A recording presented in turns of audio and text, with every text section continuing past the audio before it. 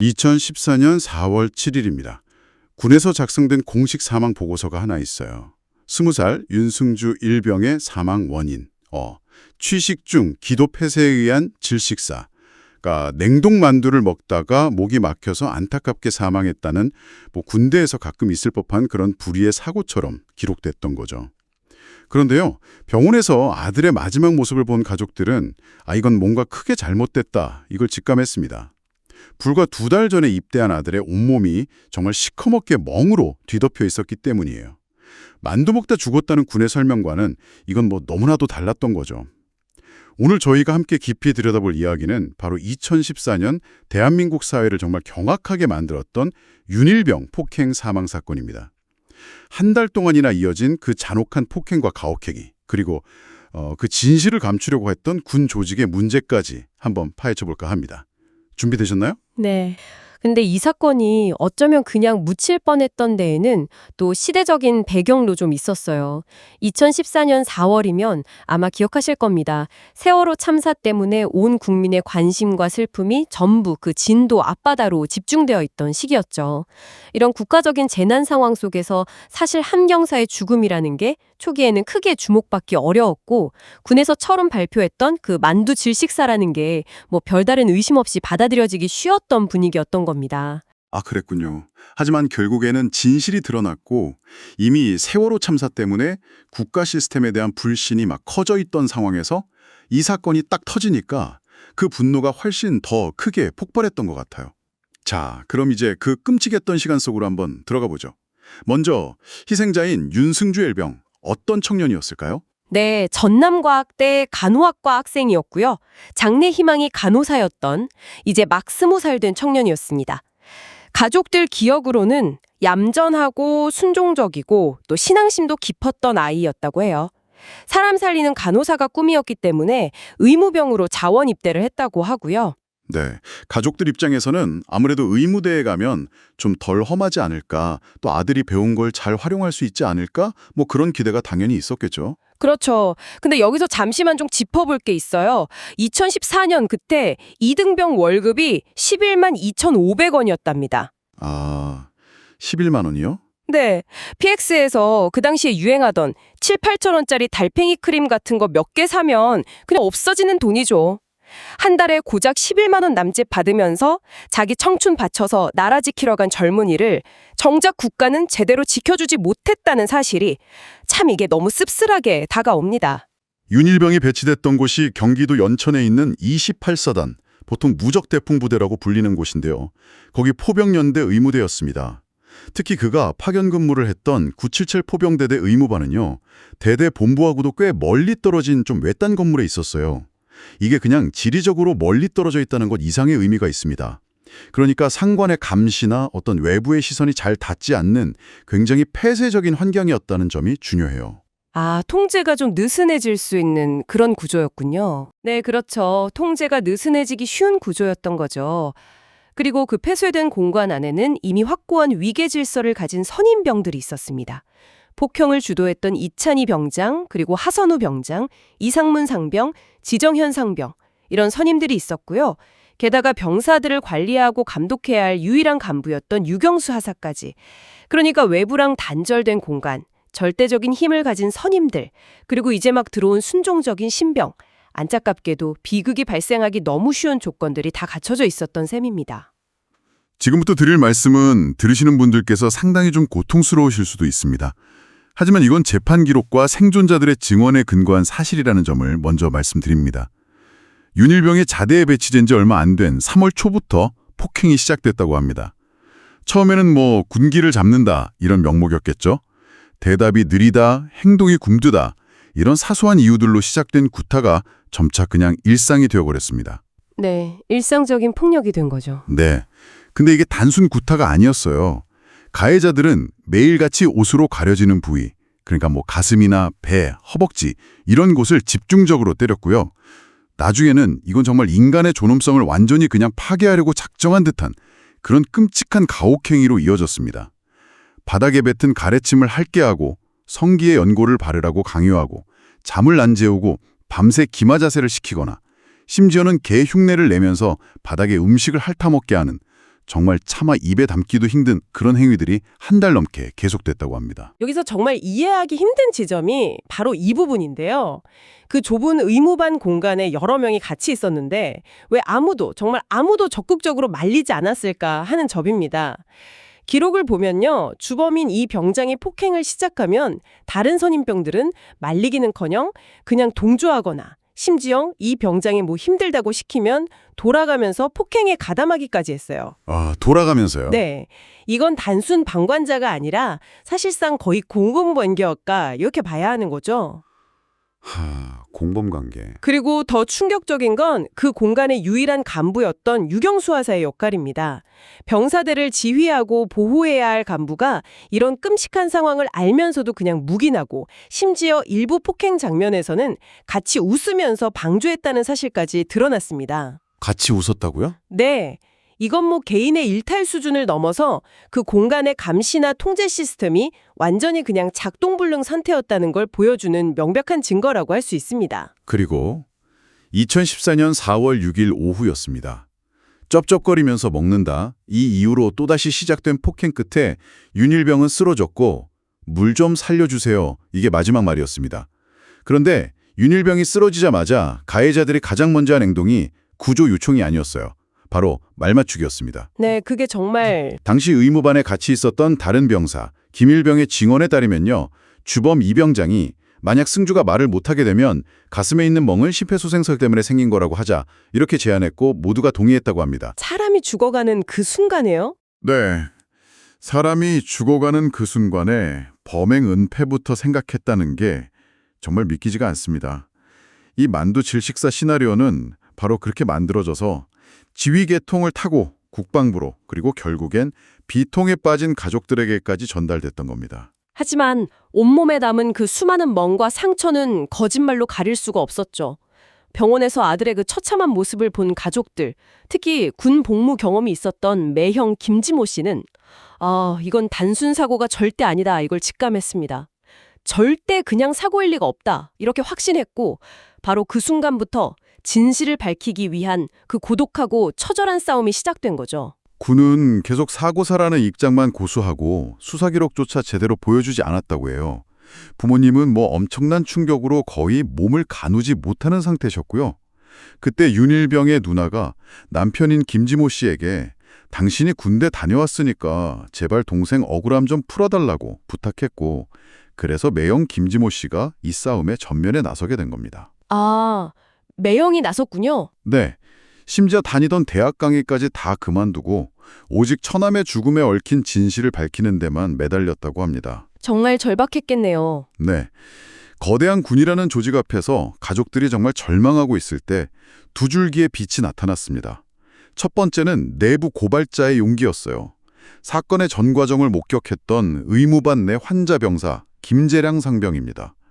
윤일병이 쓰러진 바로 그날 밤 김상병은 정말 엄청난 두려움을 무릅쓰고 포대장에게 직접 전화를 걸어서 윤일병은 사고가 아니라 폭행당했습니다. 라고 제보를 했습니다. 결정적인 제보였네요. 네, 이 전화 한 통이 진실 규명에 정말 결정적인 단서가 된 거죠. 하지만 그 대가는 혹독했습니다.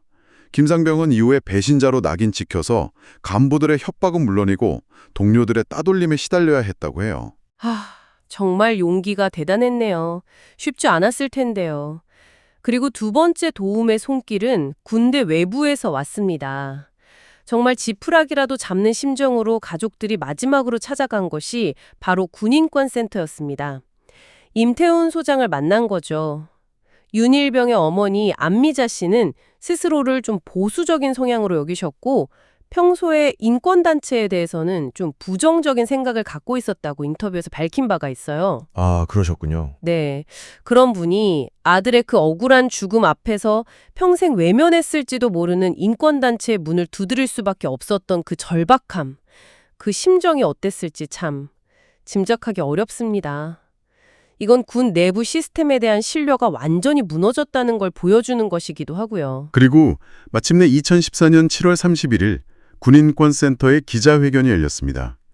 한 달간의 그 끔찍했던 가혹행위, 그리고 군의 조직적인 은폐 시도가 세상에 낱낱이 폭로되면서 세월호 참사의 슬픔 속에서 어쩌면 묻힐 뻔했던 이 사건은 대한민국 전체를 뒤흔드는 정말 거대한 분노의 태풍으로 번져나갔습니다. 진실이 알려지니까 국민들의 분노는 정말 폭발적이었습니다. 아니 21세기 군대에서 어떻게 이런 야만적인 일이 있을 수 있냐? 내 아들도 군대에 있는데 뭐 이런 반응들이 쏟아졌죠. 여론이 걷잡을 수 없이 악화되니까 박근혜 당시 대통령까지 직접 나서서 모든 가해자와 방조자를 철저히 조사해서 일벌백계하라 이렇게 지시를 내렸습니다. 네, 기억납니다. 이 엄청난 사회적 압박이 결국 군 검찰의 태도 변화를 이끌어내는 결정적인 계기가 됐습니다. 아, 군 검찰의 태도 변화요? 네. 군 검찰은 처음에 가해자들을 상해치사 혐의로 기소를 했어요. 상해치사라는 건 쉽게 말하면 때리다 보니까 의도치 않게 죽음에 이르게 된 경우를 의미합니다.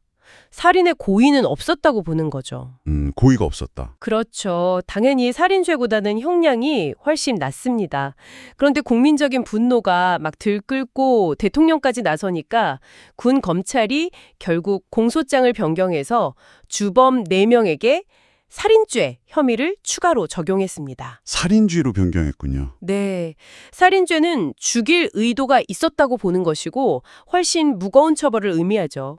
만약에 시민들의 분노나 관심이 없었다면 어쩌면 이 사건은 그냥 상해치사라는 이름 아래서 상대적으로 좀 가벼운 처벌로 마무리되었을지도 모른다는 걸 시사하는 대목입니다. 듣고 보니까요, 이 사건이 단순히 몇몇 진짜 악마 같은 그런 선임병들의 문제만은 아닐 수도 있겠다. 이런 생각이 아주 강하게 드네요.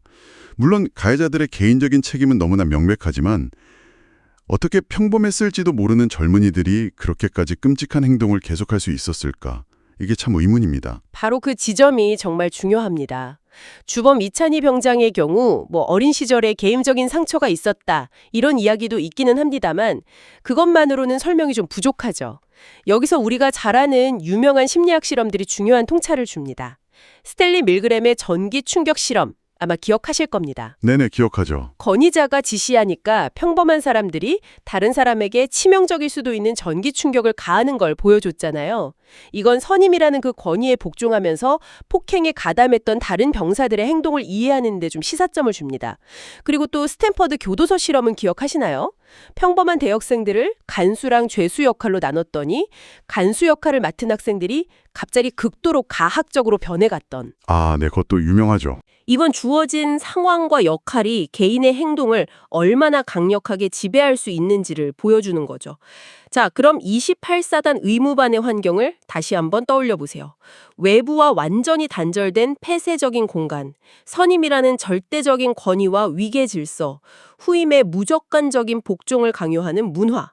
이건 뭐랄까? 밀그램 실험과 스탠퍼드 실험의 그 부정적인 조건들을 현실에다가 그냥 집약해 놓은 그야말로 악의 실험실 같은 환경이었을 수 있다는 겁니다. 이야, 정말 소름 돋는 분석이네요. 그 환경 자체가 폭력을 조장하고 용인하는 그런 시스템이었다. 이런 말씀이시군요. 그렇습니다. EBS 다큐멘터리 악의 고백에서는 이걸 나쁜 사과 상자에 비유를 했어요. 아무리 싱싱한 사과라도 썩은 상자 안에 넣으면 같이 썩어버릴 수 있다는 거죠. 아, 썩은 상자 비유? 네, 즉 개인의 악성, 그러니까 나쁜 사과의 문제이기도 하지만 그 악성을 키우고 용인하는 시스템, 썩은 상자의 문제가 어쩌면 더 근본적일 수 있다는 이야기입니다. 그런데 시스템의 문제는 여기서 그치지 않았죠. 사건이 발생한 이후에 군 조직 전체가 이걸 축소하고 은폐하려고 했던 정황이 국방부 자체 감사 결과가 드러났습니다. 윤일병이 당했던 그 끔찍한 가혹행위가 담긴 15쪽짜리 상세 보고서가 분명히 작성이 되었는데도 상부로 보고되는 단계마다 그냥 누군가에 의해서 차단되었다는 사실입니다. 네, 맞습니다. 28사단에서 6군단으로, 6군단에서 3군 사령부로, 3군 사령부에서 6군 본부로, 그리고 마지막 국방부까지 보고되는 이 모든 단계에서 일종의 필터링이 이루어졌다는 거죠. 국방부 조사본부의 안전상황센터장은 그 상세 보고서를 받아놓고도 조사본부장에게 보고를 안 했고요. 3군 사령관은 보고를 받았지만 6군 참모총장에게는 또 보고를 안 했습니다. 도대체 왜 그랬을까요? 그게 참 이해가 안 되네요. 이게 군 조직 특유의 문화와 전 관련이 깊습니다. 소위 나쁜 소식은 위로 올리지 않는다는 문화. 즉, 자기 부대나 지휘 계통에서 문제가 생기면 어떻게든 덮거나 축소해서 보고하려는 그런 경향이 만연했기 때문으로 보입니다. 문제를 제대로 보고하면 부대 평가에 불이익을 받고 결국에는 자기 진급에도 문제가 생길 수 있다. 이런 인식이 작용한 거죠. 아, 진급 문제? 네.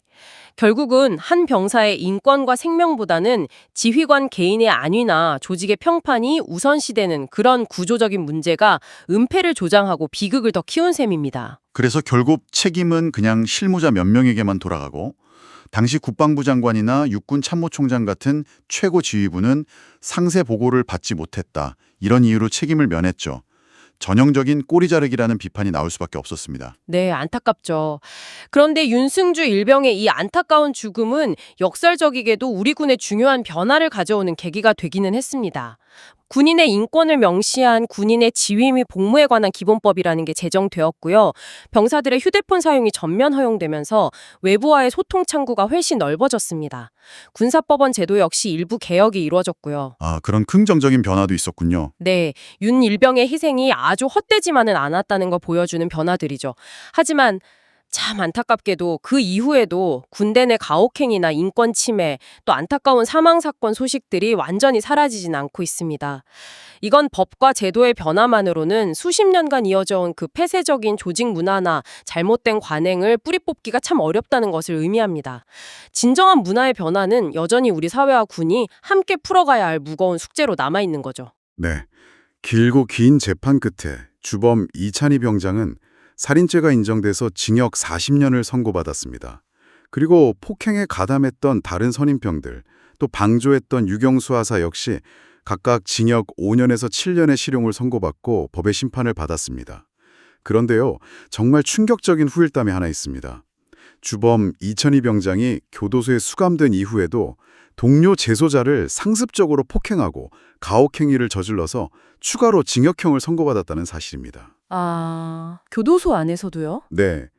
이 사실은 그의 폭력성이 단순히 군대라는 그 특수한 환경 탓만은 아니었을 수도 있다. 뭔가 더 복잡한 무언가가 있었을 수 있다는 점을 시사하면서 참 많은 생각을 하게 만듭니다. 네. 윤일병 사건은 우리 사회에 정말 너무나 근본적인 질문들을 던졌습니다. 국방의 의무라는 이름 아래서 어떻게 한 인간의 존엄성과 생명이 이렇게까지 짓밟힐 수 있었는가? 국가의 역할은 도대체 무엇이고 군대는 왜 존재하는가 하는 그런 질문들이죠. 벌써 10년이 흘렀지만 어머니 안미자 씨의 싸움은 아직 끝나지 않았습니다. 어머니는 한 인터뷰에서 이렇게 말씀하셨죠. 제가 나이가 70인데 천국에서 승주를 만났을 때 그래 엄마 그동안 애썼어 라는 말을 꼭 듣고 싶어요. 어머니의 싸움은 단순한 복수가 아닙니다. 아들의 명예를 회복하고 다시는 이 땅에 이런 억울한 죽음이 반복되지 않도록 하려는 그런 간절한 외침인 것이죠. 오늘 저희는 폐쇄된 공간과 왜곡된 권위, 그리고 침묵하는 다수가 만났을 때 얼마나 끔찍한 비극을 만들어낼 수 있는지 함께 확인했습니다. 윤승주 일병의 이야기는 우리에게 참 무거운 질문을 남겼습니다. 마지막으로 이 질문을 청취자 여러분께 한번 던져봅니다. 만약 당신이 속한 조직 안에서 그게 직장이든 학교든 아니면 어떤 모임이든 부당한 폭력이나 심각한 문제가 발생하고 있는데 주변의 모두가 애써 외면하거나 침묵하고 있다면 당신은 그 침묵을 깨고 목소리를 낼 용기가 있습니까?